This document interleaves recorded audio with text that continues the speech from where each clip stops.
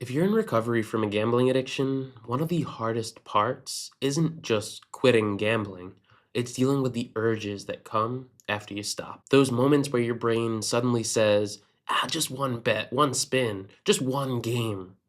Maybe it happens when you're bored. Maybe it happens when you're stressed. Maybe it happens when you watch sports or see a gambling advertisement, or maybe someone talks about a big win that they had.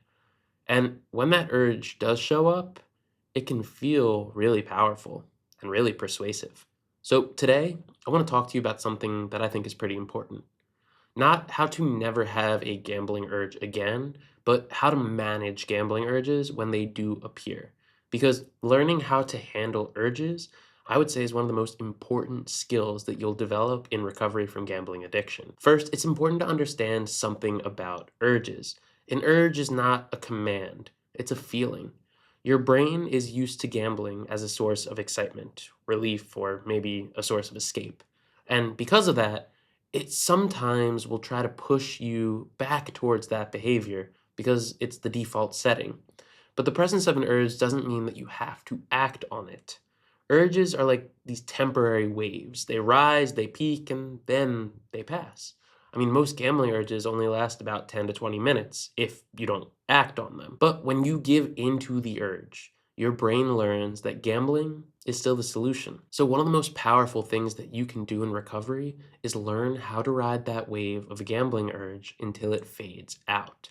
The first strategy is pause before you react. When an urge hits, your brain wants to act immediately, wants to just place that bet right now. It wants speed, it's acting on impulse. So the first thing that you do is slow everything down. Take a breath. Literally stop moving for a moment. Tell yourself, I don't have to decide anything right this second. Just creating a pause between the urge and your behavior, it weakens the power that that urge has over you. The second strategy is to change your environment. Urges grow stronger when you stay in the same place where they started. If you're sitting alone in the dark scrolling through your phone, your brain has literally nothing else to focus on except what's on that screen, and it's likely at some point gambling. So physically change your surroundings. Stand up, walk outside, call someone, play some music, do something with your hands. I don't know. Movement disrupts the urge cycle and it gives your brain something new to focus on. The third strategy is remove the easiest path to gambling. Make it difficult. Recovery becomes much harder when gambling is just one click away. So if you haven't done this already, uninstall gambling apps from your phone and literally self-exclude from every single casino and sportsbook that you've ever played on. Make it as difficult as possible for yourself to place a bet in those moments where you really want to do so. Doing this doesn't cure the addiction, but it creates friction between the urge and taking the behavior. And sometimes that extra barrier is exactly what you need to let the urge pass. The fourth strategy is to talk to someone when the urge feels overwhelming. Addiction thrives in isolation. When you're alone with your thoughts, urges can grow stronger because no one's there challenging the voice that's in your head, talking logic to you. But when you tell someone, hey, I'm really struggling right now, something really powerful happens. The urge loses its secrecy and thus its power.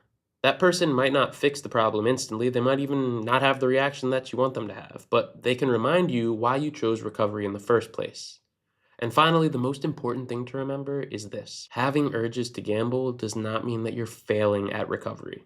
Urges are a normal part of the healing process.